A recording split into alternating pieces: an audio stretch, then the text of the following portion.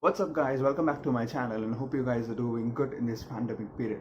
You would be doing good, everything should be fine, but not for Manchester United fans because it has been a rough week or a rough couple of weeks, or you can say a rough month for Manchester United fans. The amount of performances, the amount of luck, the amount of results, the battering against Leicester, everything included, and it's going to be so hard. It would be depressing for Manchester United fans who actually tend to be focusing more on football. They can't do anything, and there's maybe much more questions that's been coming up. That is Ole Gunnar Solskjaer actually the man?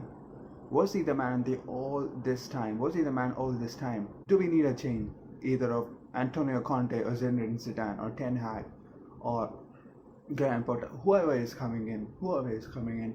Is it time for change? Is it time for change? We asked in the Jose Mourinho era too, is it time to change? And it actually changed. This time, the board is actually backing Ole Gunnar Solskjaer the most. It's been said, the most being back. This manager is back to everything, with giving those funds for Jadon Sancho, Rafael Varane, Harry Maguire, Cristiano Ronaldo. Everything has been done. The performances, it's on the hands of Ole Gunnar Solskjaer, and it's going to be tough. The biggest pressure will be on him, the most under this Ole Gunnar Solskjaer's reign, and he has to bear it. If he turns it around, he has done it quite a couple of times.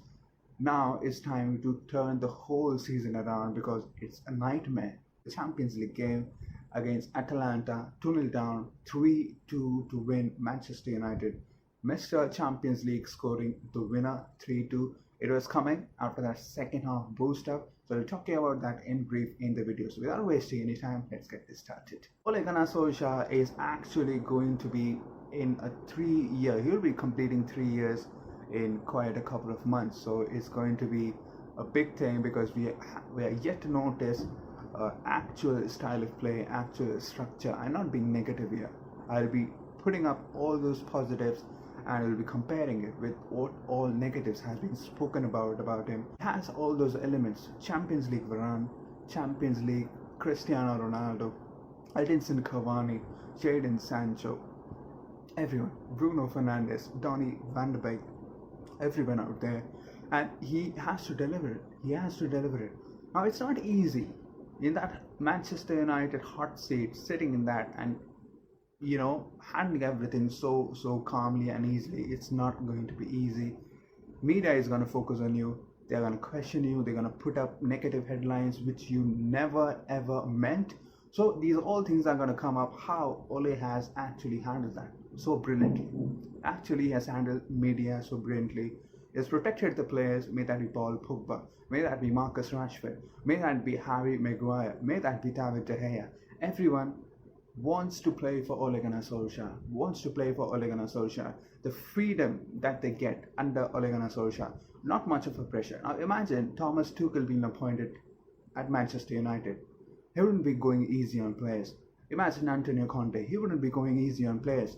Ole Gunnar Solskjaer gives a free run. Is it an advantage or a disadvantage? It's an advantage in that management point of view.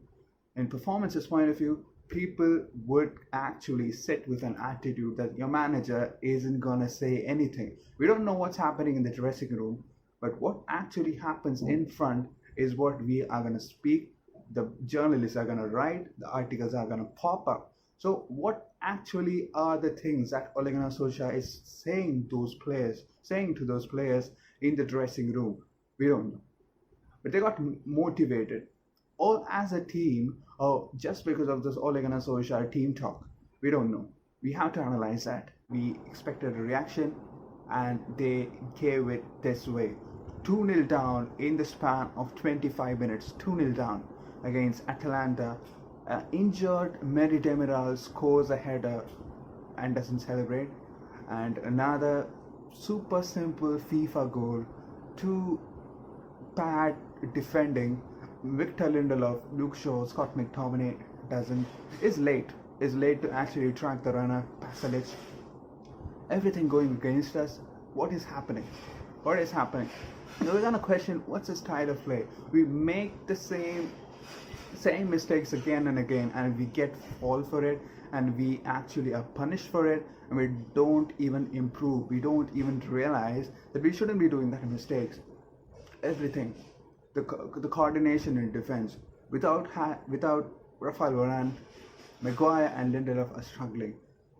Two defensive midfielders in front of Maguire and Lindelof, Fred and McTominay. Still, there's much pressure on the centre backs. Not because the team is so good at something. Not because the team is so good at something. The opposition is so good at something. It's because Fred and McTominay aren't the defensive midfielders, and they can't actually cope up with those midfield. The decent midfield partnership, even then they come up against a decent midfield partnership, they can't cope up. They can't cope up. One is gonna either be clingy and will be going forward. Fred is not so good enough in defending. Not good enough. Let's be straightforward. He's not good enough. But what did give us confidence? The energy. Cristiano Ronaldo. He's been blamed for actually not coming back to press. He did that press today. One of those clips where he ran from striker to actually one of those left back positions to actually help Shaw. That was so mesmerizing. It has to be needed. It has to be given in every match. No one should be lazy. Paul Pogba was rested today, but when he came in, he was electric. Nemanja Matic, I've been telling this in Twitter and also in the channel, that use Nemanja Matic to the best energy. He should be giving us all those good energy and all his experience in those last 15 minutes, last 15 fucking minutes, because he doesn't have legs to finish a 90 minutes. So don't start him. Start him in the end when you would be comfortable in a 2-1 or a 3-1 victory, or if they are in a 2-2 draw or something like that. Bring him on. He'll give that midfield stability. He'll use that experience to his finest limits, and that's what Manchester United did today. His subs were again spot on. Ole Gunnar Solskjaer, Jadon Sancho did come up, one of those young guns who likes to dribble, who will be terrifying for defenders who are actually, having tiring legs at the end of the 90 minutes. First goal. Bruno Fernandes shows why he is actually magical. I brought this new Team Viewer jersey with 18 Bruno Fernandes at the back just for that reason. The magic he provides is absolutely wonderful, out of the world. Look at that pass to Rashford, and Rashford finally finishes it so elegantly, and we are one back, and it was coming. The tempo shift right after the second half, and even after the goal, it looked like we would score that second goal. And if we actually scored that second goal, we are craving for that third. And second goal was actually scored by Maguire. A bit of luck. Bruno Fernandes low crosses everybody and finds Maguire at the edge, at the far post, finishes first time with a volley, and it actually goes into the net. And you could actually think that Maguire is the last person you would actually bet on for that goal. One time finish. He didn't even think. If he would have thought about it, there was Demiral or whoever it is in the Atalanta backline would be coming up for the tackle, and he would have fucked it up. And it was a good finish, 2-2, and we're back in it. So it's again going to be Mr. Champions League Cristiano Ronaldo with a beautiful header, something which he is known for, that bullet header and that final never give up attitude, and the final moments where you can trust on him. You can bet on him. That if anyone is going to actually score that last winning goal, it's going to be him. Because he's used to it. He wants it.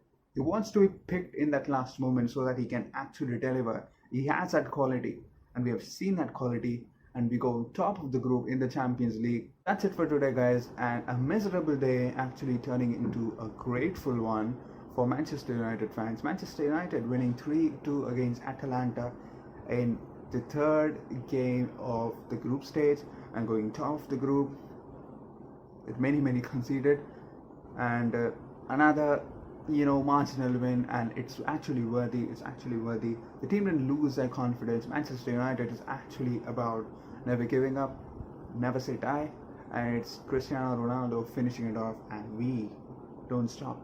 We don't relax.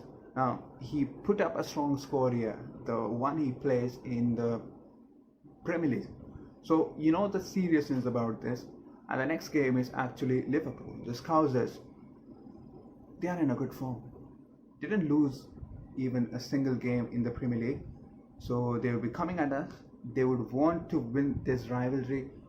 So do us. We should be winning that. We should be winning that. We have that quality. We can actually hurt them. But will we? That's a big question. And you can't be expecting, your team to lose or something. Those MFs are gonna rot in hell. Surely rot in hell. I never have thought that I would want us to lose, even if I am the manager, even if a 16-year kid is a manager standing in the touchline. I don't want us to lose. I don't want us to lose any way, any time, no way. We shouldn't be complacent enough to actually be facing them, and we actually, come forward very well at these kind of games. Surely not expecting a 0-0 game, because we could be giving everything and it could end up 0-0 or a David De Gea masterclass or some Alisson masterclass or a Van Dijk masterclass. Anything could happen. Anything could happen. Mohamed Salah in the form of his life, Roberto Firmino, Sadio Mane, Jota, everyone is coming for our head, and we need to reply. We need to show them that we can do it. We can do it. Can we? Need to wait and watch. So we'll be meeting in the next video. Until then, stay home, stay safe. Goodbye.